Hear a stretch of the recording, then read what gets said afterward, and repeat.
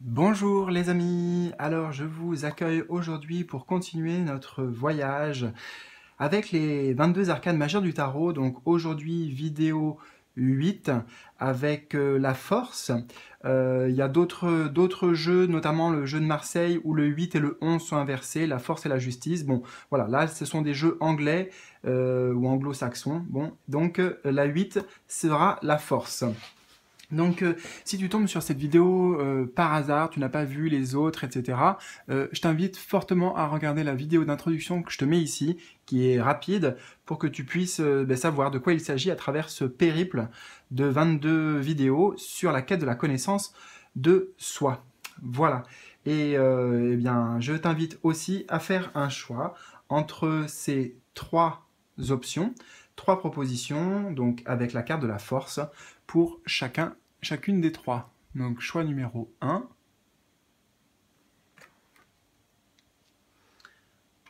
Choix numéro 2. Et enfin,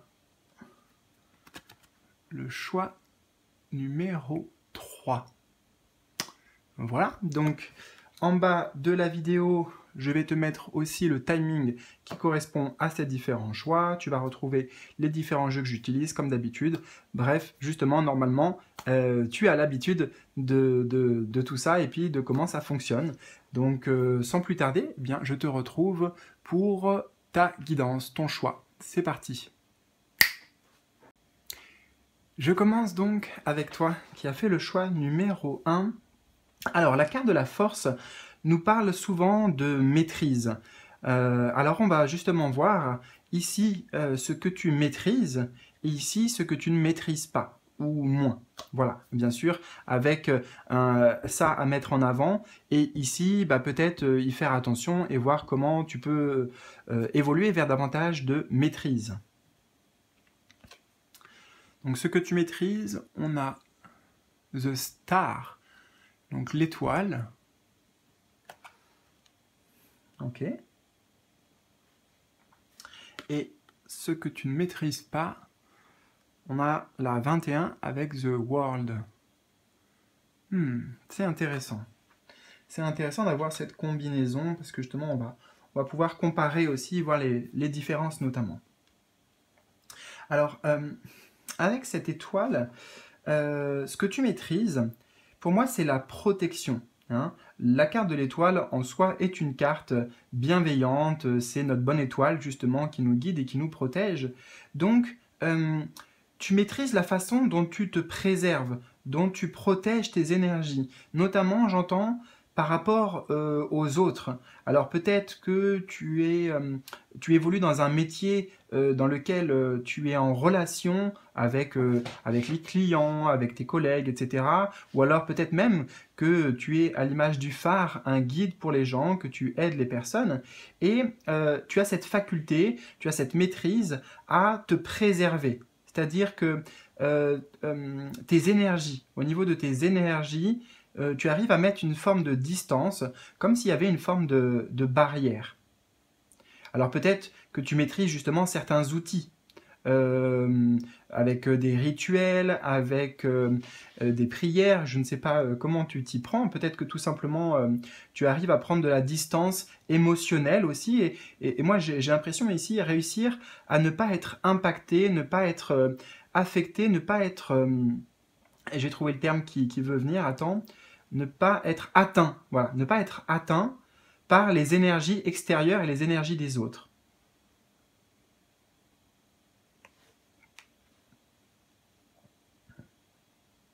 Mais ce qui est intéressant, en revanche, dans ce que tu ne maîtrises pas, c'est qu'on a le monde. Ça veut dire que, oui, tu arrives à te protéger, mettre une distance, mais par contre, tu n'arrives pas à peut-être à dire non, en fait. Moi, ce que je ressens ici, c'est le fait que tu es tout le temps sollicité, tu es tout le temps demandé pour avoir ton avis, pour avoir tes conseils. Justement, on parle, regarde, je te parlais de barrières ici que tu arrives à mettre au niveau énergétique, mais ici, là, sur cette île qui peut-être est déserte, il y a des barrières, tu vois, je vois comme des barrières montagneuses tout autour, comme si cette île, elle était préservée, elle était protégée des intrus, hein, des intrus ou tout simplement du grand public. Et justement, là, c'est le monde, tu vois, donc ça veut dire que oui, tu arrives à mettre de la distance énergétique et à préserver ton énergie, de rester intègre, de rester authentique, de rester dans ton essence. Par contre, tu as du mal à mettre des barrières, c'est-à-dire à carrément dire non, en fait, pour pas que les gens viennent, en fait, ou pour pas que tu sois sollicité. Tu vois, tu as du mal, en fait, à te retrouver seul, tranquille, dans ton coin, et voilà quoi, personne pour t'embêter, tu peux vivre ta vie comme tu le souhaites. Donc voilà, il y a cet axe-là à travailler pour savoir. Alors c'est bien de se protéger, mais peut-être tout simplement, je te donne un exemple. Je te donne un exemple très concret de tout ça. Alors, c'est comme si tu avais une amie ou une amie, on va dire une amie qui est pas bien, qui est souvent négative, qui broie du noir, et bon ben toi tu as le cœur sur la main, donc tu aides cette personne, tu vas la voir souvent, vous côtoyez régulièrement, soit en visuel, soit par téléphone. Alors, tu arrives en effet à ne pas être impacté par son énergie, peut-être négative, ok, par ses émotions, tu arrives à ne pas être éponge émotionnelle, très bien. Par contre, tu n'arrives pas à dire tout simplement, bah non, là, moi, j'ai besoin de penser à moi, ou j'ai envie d'autre chose, là, je vais pas pouvoir venir, je vais pas pouvoir être là pour toi, tu vois. Là, le monde, ça indique que tu es là tout le temps pour les autres. Voilà. Bon, écoute, j'espère en tout cas que cette guidance t'aura parlé, que ça aura résonné. Si tu veux, bien sûr, avec plaisir, partage-moi tes ressentis dans les commentaires en bas de la vidéo. Je te dis à très bientôt pour la suite de ces aventures. Salut, salut!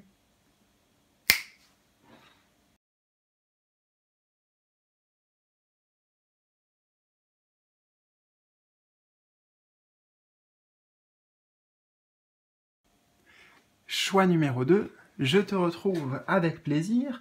Alors, la carte, l'énergie de la force, nous parle notamment de maîtrise. Ok?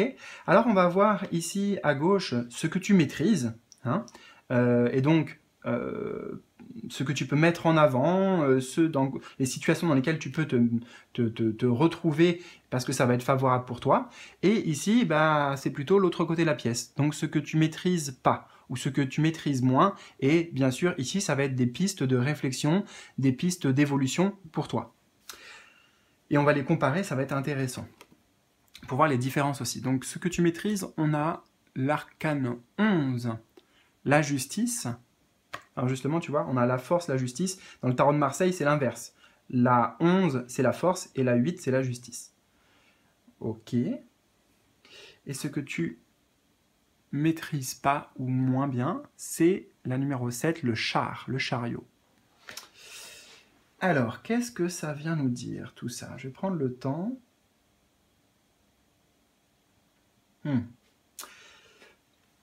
La justice nous parle d'équilibre. Et de... Comment dire? C'est le juste milieu, si tu veux. Donc, tu maîtrises comment te dire ça? En fait, tu es jamais dans les excès. Voilà, moi c'est ce que je ressens ici. On n'est pas dans les excès, on est dans la maîtrise de soi d'une certaine manière. On peut littéralement le dire comme ça, dans une forme de ni trop chaud, ni trop froid, ni trop de tempérament, ni pas assez, ni voilà, tu maîtrises en fait ton calibrage. Moi, c'est ce que j'entends ici. La manière dont tu te présentes aux autres, la manière dont tu régules tes énergies intérieures. J'ai beaucoup des termes comme ça pour toi, d'organisation, on reste dans une certaine forme de cadre, hein, qui est juste pour toi, en tout cas, qui te convient, et tu arrives justement, et ben voilà, à rester dans ce cadre, à être toujours dans une forme de mesure entre l'observation et l'action. C'est Voilà, c'est ça la justice en fait. C'est ni trop peu, ni pas assez, c'est juste, quoi. Voilà. Et donc, certainement, dans tes énergies aussi, tu arrives à trouver cette mesure. Alors attends, je vais prendre le temps et puis l'approcher, voir si il y a d'autres messages. Ce que tu maîtrises. Tu maîtrises aussi l'écoute de toi-même, de tes cycles, de ton corps, notamment. Hein, là, je vois. En fait, je vois ici que quelque part, ta vie, elle est bien organisée. Ta routine ou ton quotidien, c'est encore une fois cadré. C'est voilà, peut-être trouver une routine justement. Tu maîtrises ta routine quotidienne. Ce qui fait que, eh bien, de manière générale, énergétiquement, tu es plutôt posé, stable.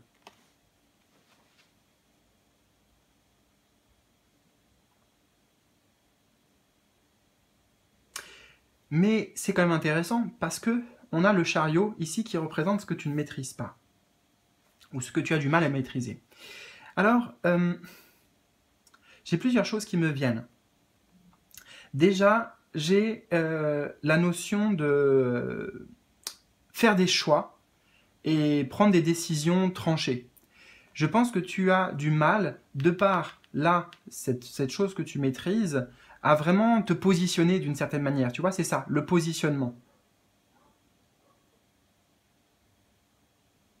Lorsqu'il s'agit de prendre une décision importante pour ta vie, eh ben, c'est un coup c'est chaud, un coup c'est froid, et donc tu vois, c'est un peu l'un et l'autre, tu vois, enfin, ça s'alterne, c'est l'un, c'est l'autre. Donc, ça crée pour toi peut-être des doutes, l'incertitude quant à la direction à prendre. J'entends également que tu as du mal à harmoniser la voix du mental et la voix du cœur. Tu vois, à les mettre au diapason. Là aussi, justement, pour que tu puisses avancer dans la bonne direction. Et également, ce que je peux percevoir avec cette carte du chariot, c'est que tu ne maîtrises pas les moments où justement il faut foncer. Parce que le chariot, c'est celui qui va vite, il va de l'avant, c'est un conquérant. Et donc cette énergie-là, tu la maîtrises pas de par toujours ce fait que toi, tu es toujours dans une forme de mesure. Et lui, il va pas être justement dans la demi-mesure. Lui, il fonce, il se pose pas forcément de questions. Et tu vois, il y a un côté j'agis et j'agis rapidement. Et parfois, pour tes objectifs, pour tes ambitions, il est nécessaire de cultiver cette énergie. Tu vois, de voir grand aussi pour toi, pour tes projets, de se projeter loin, etc. Mais ce côté-là que tu maîtrises, peut-être, il est, alors, entre guillemets, parfois en excès, ou alors il vient freiner, en fait. Il vient, et c'est exactement ça que j'entends, il vient freiner cette énergie du chariot.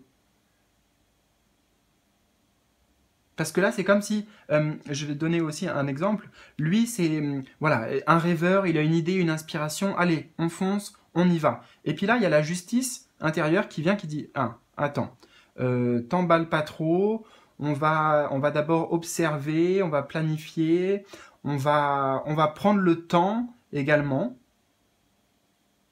alors que parfois, il y a besoin de cet élan, tu vois? Bon, eh ben écoute, j'espère en tout cas que ça te donnera des pistes et que ça t'aidera aussi personnellement. N'hésite surtout pas à me partager tes ressentis dans les commentaires, ce sera avec grand plaisir. Je te dis à très bientôt pour la suite de ces aventures. Salut, salut!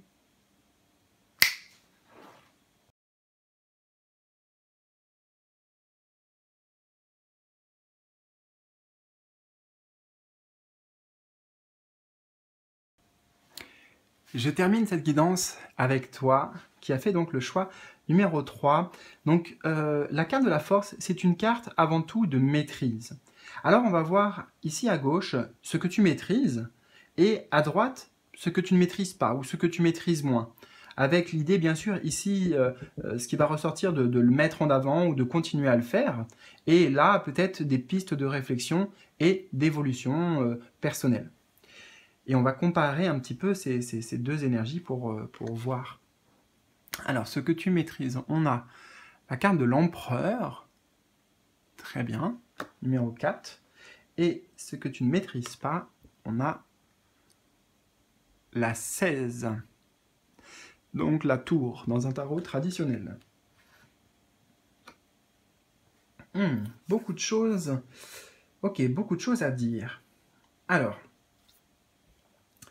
ce que tu maîtrises, c'est quelque part l'image de toi, l'image que tu renvoies, l'image que tu souhaites donner. Hein, on le voit ici là avec cet empereur dans sa prestance. C'est comme si il posait, il prenait la pose, tu vois, pour être photographié ou pour être peint avec une peinture. Donc tu as une forme de maîtrise de toi, de ta posture, de la façon aussi dont tu t'exprimes, toujours avec cette idée sous-jacente de ben, je veux.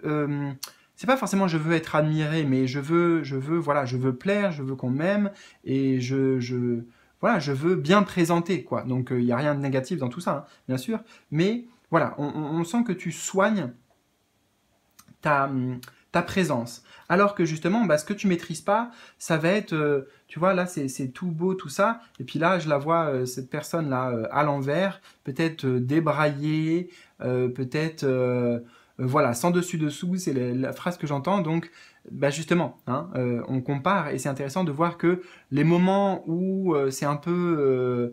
voilà, t'as pas eu le temps de soigner ton image, de savoir ce que tu allais dire, etc. Et bah là, ça va un peu te déstabiliser. Et c'est logique en même temps, hein, quand on compare avec cette carte. Mais les messages ne s'arrêtent pas là. Je sens qu'il y a encore d'autres choses à te dire. Alors, ça se rejoint en même temps, hein, ça se rejoint. L'empereur, c'est une carte de stabilité. C'est une carte de les choses, elles sont carrées, on a un plan, on sait où on va, etc. Okay, et la tour, justement, c'est le coup de canon, le coup de théâtre, l'imprévu. C'est l'imprévu. L'imprévu soudain. Donc, tu maîtrises les situations où tout est bien ajusté, tout est bien carré, tout est bien en place. Ok, donc quelque part tu te crées une zone de confort dans laquelle voilà, tu sais que tu vas pouvoir maîtriser, tu vas pouvoir être à l'aise. Par contre, dès qu'il y a un grain de sable, dès qu'il y a un imprévu qui vient justement chambouler le cadre, eh ben alors là c'est un peu la dégringolade et voilà, il y a un peu la panique à bord, tu vois. C'est normal en même temps, hein. C'est assez logique.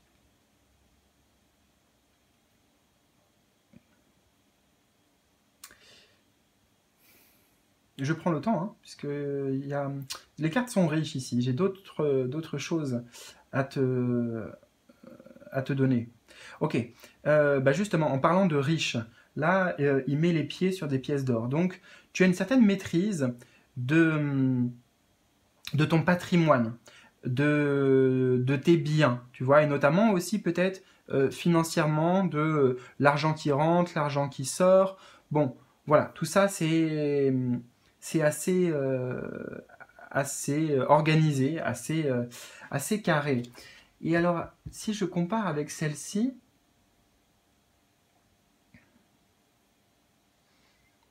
attends, j'arrive pas encore à capter le message en comparaison avec l'aspect de richesse.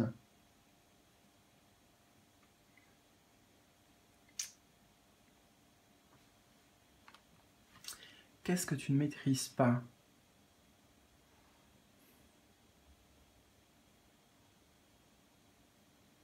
Ouais, c'est toujours cet imprévu en fait. C'est par rapport à ce que tu as construit, quand tu construis quelque chose et que, eh bien, il y a un événement qui vient changer la donne. Parce que c'est très intéressant, hein. L'empereur, c'est une carte de construction et la tour, c'est une carte de destruction, traditionnellement.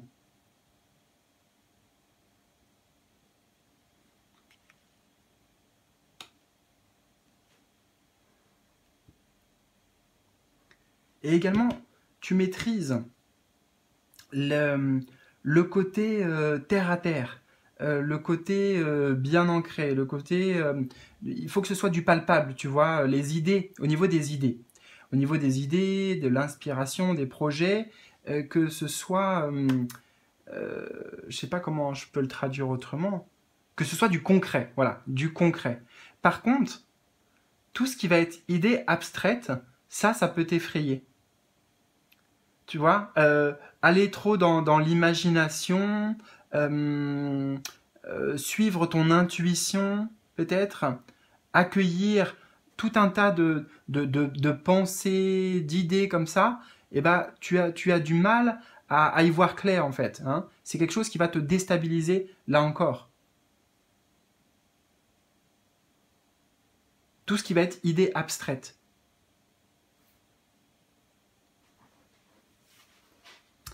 Eh bien voilà, écoute, j'espère que ça t'a parlé, et que ça a résonné. Tu peux me partager avec plaisir tes ressentis, hein, tes impressions dans les commentaires. Et puis, ben, moi, je te dis à très bientôt, notamment pour la suite eh bien, de cette série de 22 vidéos.